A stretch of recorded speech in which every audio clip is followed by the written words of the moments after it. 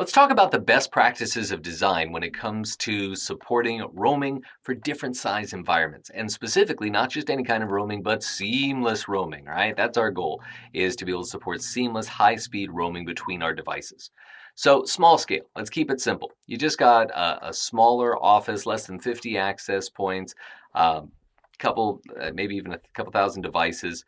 You can handle that with one controller, one mobility controller. Now, you may have multiple agents, right, to house those stacks. So, again, we can have a stack, maybe a 3850 stack, and that's got the mobility controller and mobility agents running on it. And then we have, as necessary, additional stacks to be able to extend that out, maybe even a 3650 stack here, but those are all running just the mobility agent. Remember, you can't cross-pollinate a stack with both 3850s and 3650s, so it's going to be a stack of one or the other, but all of these can reference this internal mobility controller that's a part of the switch peer group.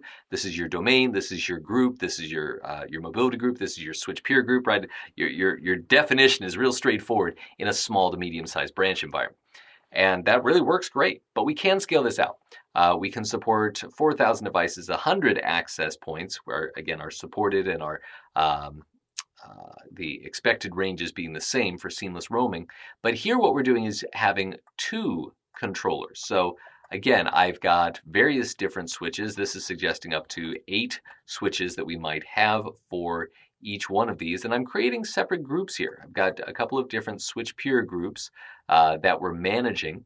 Again, the mobility controller still being located inside one of the members of that switch peer group, and all of this being housed within a single domain, a single ballywag, a single area of seamless roaming. Remember, that's what we have is seamless roaming in this environment because we're within the same domain and we can share the information necessary. The control plane CapWAP tunnels can be established. Everybody gets smart. Everyone's wiser.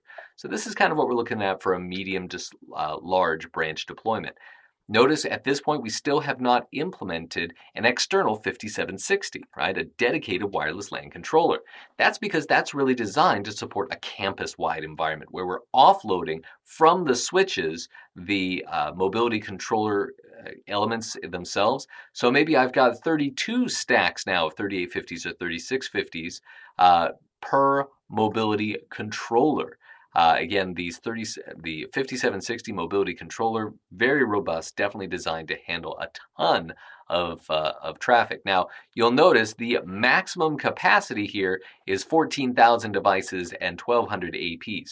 The reality is that best design practices suggest that you go with half of that.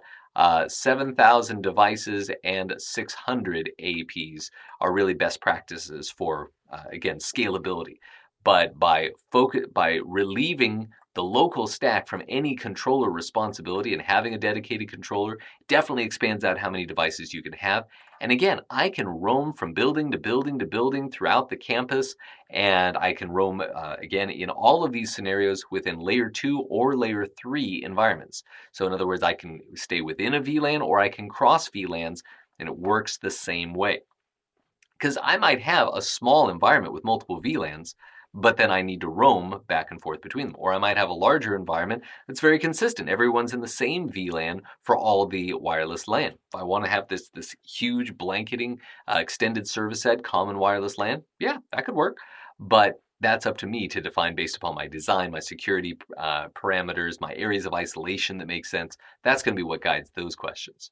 But you can see with the external 5760, I'm ready to support a lot of clients and access points.